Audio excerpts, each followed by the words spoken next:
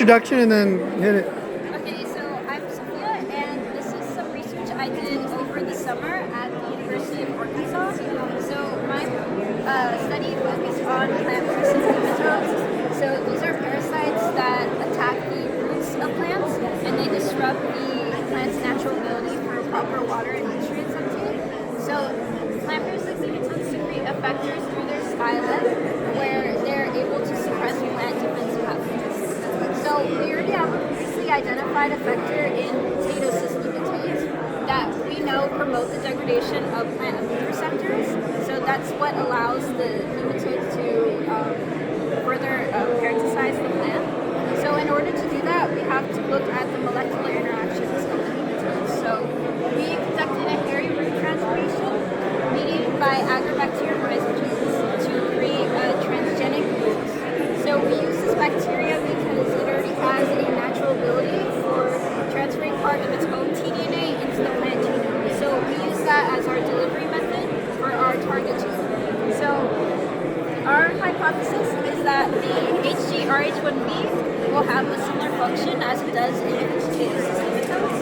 And our goals are to clone this target gene and compare it to methods of hairy root transformation. So firstly, we had to conduct a PCR amplification of our target gene using cDNA from the soybean cyst nematode, and then we cloned it using our PCRA vector.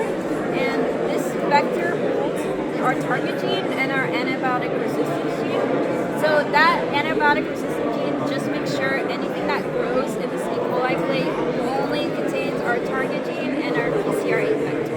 So then we just do a colony PCR to make sure that works, and then sequencing. And here is where we shuffle our target gene from our PCRA vector into a new vector. So this vector is just better equipped to handle agrobacterium transformation.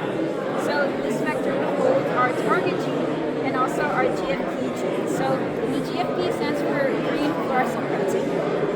And that's just a common visual marker used to make sure that your target gene was properly introduced. So if it works, then your plant roots will glow green. So before I get into this, it's important to talk about the makeup of the target gene. So here is our RNA accumulation between parasitic and pre-parasitic nematodes. So pre-parasitic is before they start feeding, parasitic is after. And RNA accumulation tells us the level of gene expression of our target gene. So we can see in the parasitic nematodes, this gene is more expressed than in the pre-parasitic.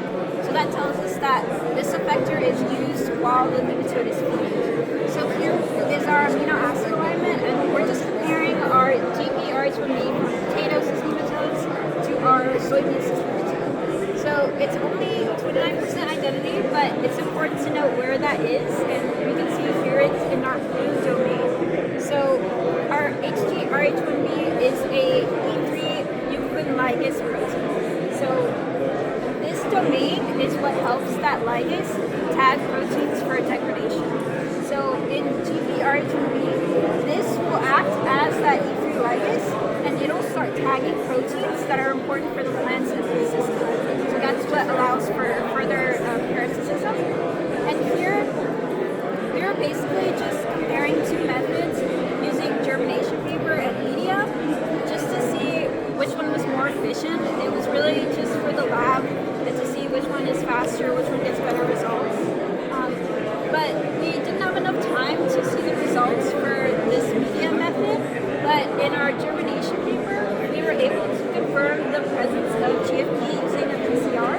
And our next step would be to actually introduce the HGRH1B. We only had time to introduce the GFP gene, but once they do that, then they can further look into the functional analysis of that effector.